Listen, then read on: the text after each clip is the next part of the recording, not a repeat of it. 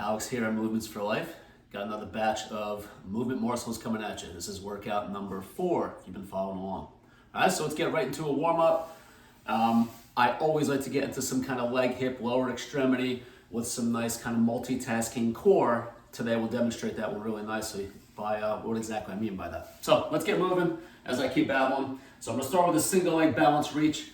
From a balance proprioceptive element, there's a lot going on here from my foot, ankle, knee, and hip. So I'm just gonna do a toe tap behind me. This is a sagittal plane reach with my leg, and I'm gonna return into this nice single leg balance, or what I like to call a flamingo. All right, so I'm nice and tall, I'm extended through my stance leg, got my glute firing, which is gonna help to balance out that anterior hip. All right, so we're using the glute to fire into some hip extension to create some nice length at the front of the hip. All right, notice my arm motion here. I have some nice contralateral rotation here. So my abdominals are involved, my thoracic spine. Do 10 on each side. Again, for time purposes, I'm just cranking out a couple just to demonstrate what's going on here. All right, so there's my single leg balance reach. From there, I'm gonna go on ground. This is a climber to a kick. So a climber to a kick, again, what I alluded to earlier was this kind of integrated core move where it gets a couple of multitasking elements in here. So here's what I mean. I got a nice climber. I'm again going sagittal plane. I'm reaching my knee in between both elbows. And now I'm going to kick that same leg back as if I'm trying to kick the wall behind me. So I have this forwards to backwards motion. So a lot of abdominal activity in the climber, obviously. As I'm kicking back, it looks a lot like a single leg downward dog. So I'm driving my hips up and back. So I'm gonna get into that left hamstring the way I'm positioned right now. I have some nice push through my arms and upper body. So I'm getting a scapular and a thoracic element here. So a lot of thoracic extension. Again, that is that multitasking element. So this is not just an abdominal core exercise. This also becomes a nice hip exercise. Scap, arm, shoulder, T-spine. Awesome, awesome stuff. Couple different variations of climbers to kick, which I'll throw your way as we move along. All right, so warm up, climber to kick, do 10 on each side. And now from here, let's get right into the movement. So I do like jumping jacks. There's a lot of different variations here. So we're just gonna play around with another move. Let me look at my cheat sheet here. All right, so legs are gonna go frontal plane out of sync, so they're moving like a traditional jack. Arms are gonna be moving in sync in the sagittal plane, so it's gonna look something like that. When we combine the motions, it looks something like this. All right, go for 20 reps.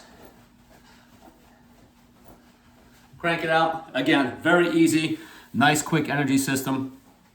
For our lower body today, I'm gonna do a same side lateral lunge. So side lunge, and I'm gonna reach with my opposite arm towards my stepping foot. So I'm gonna reach towards my ankle with my opposite arm. As I come up, I'm just gonna reach towards my shoulder. It looks a lot like a curl, right? So I'm reaching ankle to shoulder. So it's a side lunge, reach to a curl.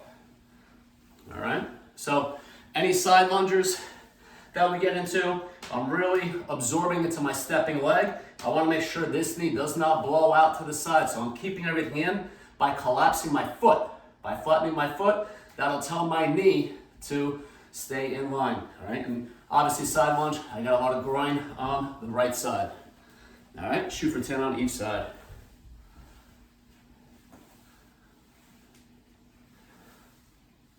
All right, love me a side lunge. Very hippie, very effective. And then we can add a nice multitasking element depending on what we do with the upper body and how we reach. All right, let's get into a pushing element. So I'm using my band station here yet again. This is my makeshift cable system. So I'm positioning the bands at approximately shoulder height. So if you have bands at home, do the same thing. If you're using cables in the gym, just adjust the pulley so that you're at around shoulder height, give or take. All right, this is gonna be a step with a fly. A fly is a straight arm pushing motion that's more aggressive than a press where your elbows are bent. All right, so I'm gonna step forward with one foot. I'm gonna reach out into a fly. Posture-wise, I'm shoving my hip forward. So right now I'm feeling some left hip flexor activity, which is by design. My spine is nice and tall, so my abdominals are taut. All right, so I'm gonna alternate my feet as I do my fly. I'm allowing my arms to come back. I'm getting a very effective stretch throughout my chest and shoulders. Shoot for 20 total reps, so you get 10 on each leg. All right, this is a nice sizzler, super effective. All right, and then the last exercise here for our first quad set, this will be what's called a supine arm reach. I'm gonna be holding onto a dumbbell. Any kind of weight would work technically, a dumbbell, a kettlebell. Med balls work really nicely with this one. So I'm supine, I'm lying on my back. And what I'm gonna do is, I'm just gonna lift my legs up just as a starting position.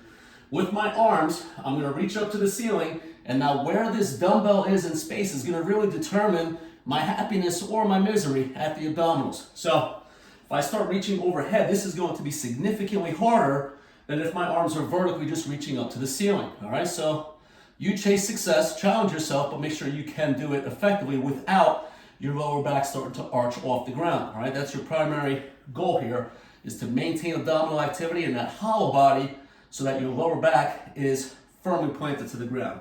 So I'm gonna go a little bit of an overhead reach. I'm locking that crunch, so I'm bringing my rib cage towards my hips. I'm keeping it fixed there.